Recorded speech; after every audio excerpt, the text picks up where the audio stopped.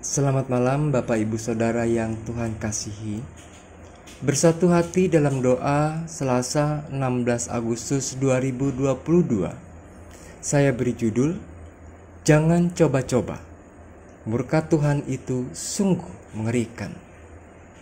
Sebelumnya mari kita bersatu di dalam doa.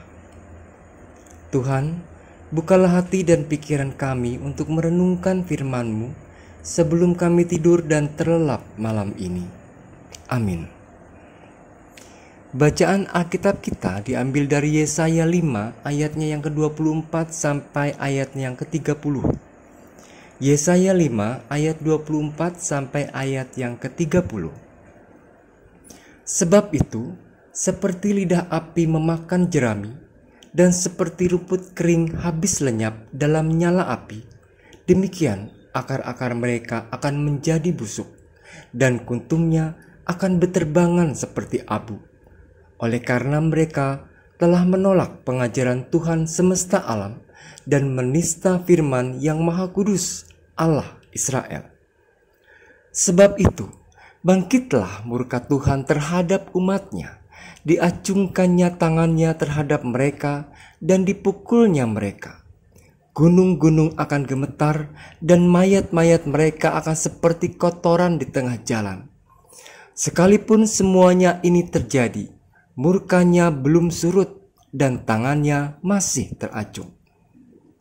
Ia akan melambaikan panji-panji kepada bangsa yang dari jauh dan akan bersuit memanggil mereka dari ujung bumi. Sesungguhnya mereka akan datang dengan segera, dengan cepat. Tiada yang lelah dan tiada yang tersandung di antaranya. Mereka tidak terlelap dan tidak tertidur. Tidak terlepas ikat pinggangnya dan tali kasutnya tidak terputus.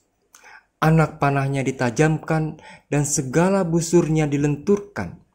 Kuku kudanya keras seperti batu api dan roda keretanya seperti puting beliung. Aumnya seperti singa betina. Mereka mengaum seperti singa muda. Mereka meraung dan menangkap mangsanya, membawanya lari dan tidak ada yang melepaskan.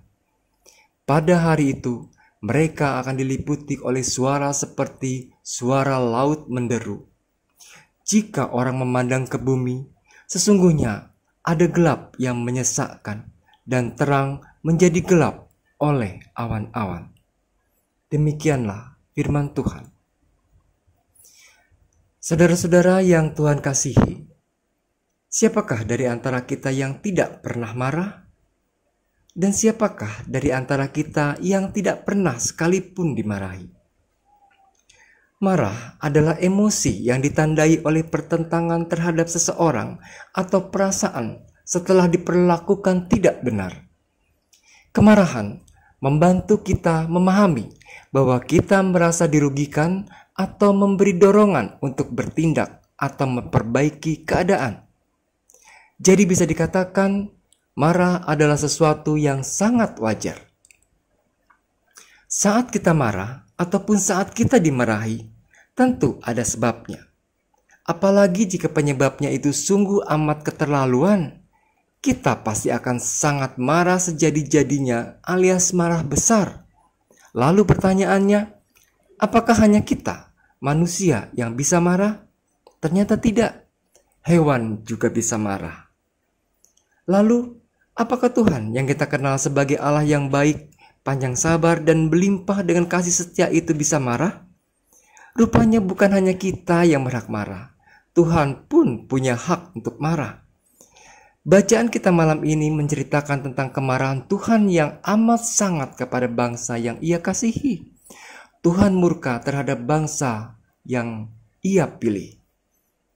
Ayat 24 menuliskan, sebab itu seperti lidah api memakan jerami dan seperti rumput kering habis lenyap dalam nyala api, demikian akar-akar mereka akan menjadi busuk dan kuntumnya akan berterbangan seperti abu.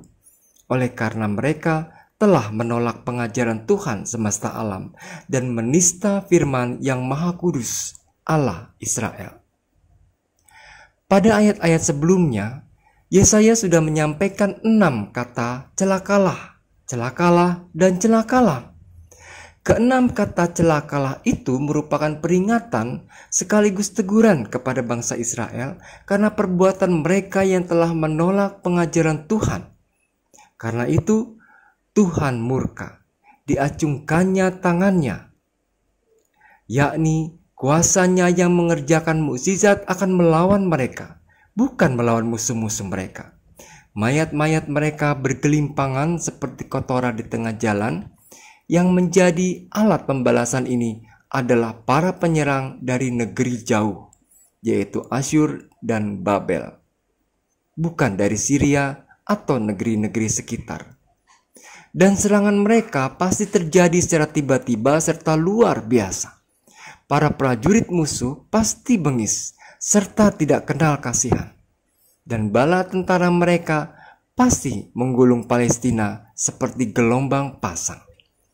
Hal ini digenapi melalui Nebukadnezar sesudah dia memenangkan perang di Karkemis tahun 605 sesudah Masehi. Tuhan menyerahkan bangsa Israel ke dalam tangan para musuhnya. Hidup mereka menjadi sengsara dan menderita. Itulah akibat yang ditimbulkan karena mengabaikan dan menolak pengajaran Tuhan. Jika kita meniru bangsa Israel yang menolak pengajaran Tuhan, maka kita juga akan dimarahi olehnya.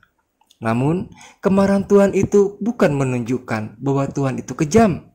Ia ingin menyatakan bahwa semua tindakannya itu adalah di bawah kedaulatannya. Kemarahan Tuhan justru ingin menunjukkan betapa ia sangat mengasihi umatnya. Ia ingin agar umatnya menjadi umat yang menurut dan taat pada pengajarannya. Apakah kita akan menjadi orang-orang yang menerima dan menuruti pengajarannya atau sebaliknya? Apakah semua pengajaran Tuhan itu kita taati atau hanya sebagai kedok untuk menutupi kebobrokan kita? Kitalah yang bisa menjawabnya. Amin. Mari kita berdoa. Bapa yang baik, kami bersyukur telah diingatkan melalui bacaan Alkitab malam ini. Mampukan kami untuk mau mendengar dan menerima pengajaran-Mu. Bahkan kami mau menaati dan melakukannya dalam kehidupan kami. Dalam kasih-Mu, Ia akan terus melingkupi kami sepanjang tidur kami malam ini. Amin.